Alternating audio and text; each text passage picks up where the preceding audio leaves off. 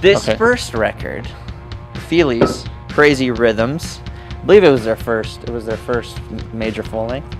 And I don't really know exactly how I got into it. I think Andy probably hooked me up with that. Possible. Because he hooks me up with a lot of knowledge on music at this point in my life. Next, Freedom of Choice, Devo. The whole record is amazing, all the way through. Every song's good.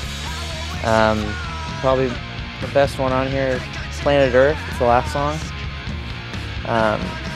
It's just, this record's just so good. It's a punk record. It's a punk record, I would say. You obviously know who Neil Young is. Yep. Did you know he was a huge Devo fan and he worked with on the film? A bit of tidbit for you there. He does songs for Nickelodeon now, as a lot of people wouldn't know if they're Devo fans. You know, cartoon music and stuff. It's cool.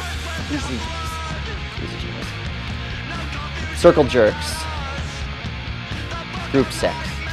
What more can I say? I don't really need to say anything. It's an awesome record. We used to cover one of their songs, Back Up Against the Wall. It's got a little bit of ska upstone thing going on. I mean, as a kid growing up punk rock, yep. Dark Side of the Moon. Oh, my favorite record. My favorite song of all time, Great Gig in the Sky. There's not really much to it. There's a woman on there just belting them out. It's the best song of all time, I think. This record, this is one of my favorite records, but we were talking about it earlier. Boob Gum. It's weird. That's it. That's all I have. No? Okay, great. Since we're in Canada, this is the Leonard Cohen. This is his first record, right? The first one? That, I believe, is the first one. Yeah. My parents had a huge record collection when I was growing up, and so like when I was a little kid, I would like dig through it and listen to stuff. And for some reason, like I didn't even know who Leonard Cohen was, but like this just seemed really cool to me. And then of course, like the back is like a really like iconic image. And like as like a 8-year-old or something, this record just seemed really mysterious to me. So I always really liked it. And then like the older I got, like the more I understood about like why it was really truly great. But this record has always been. I'm actually not buying this. I just picked it up to show you it. But it's been with me my whole life, and it's still, I still like it more like every time I hear it. Speaking of Steely Gazes, here's Ian MacKaye on the cover of the Fugazi EP, Margin Walker. When I was a kid, like Fugazi was like the band that everyone loved, and they were one of the first bands I saw, and you know, it was like $5 always, and it seems weird like even thinking back now, because like they disappeared 10 years ago and like stopped playing shows and stuff, and like it's just weird to think of like how different the world would be if they were still around. Speaking of growing up, I'm from Philadelphia, and this is like the only Philadelphia punk band that other people know about, the Ted Milkmen.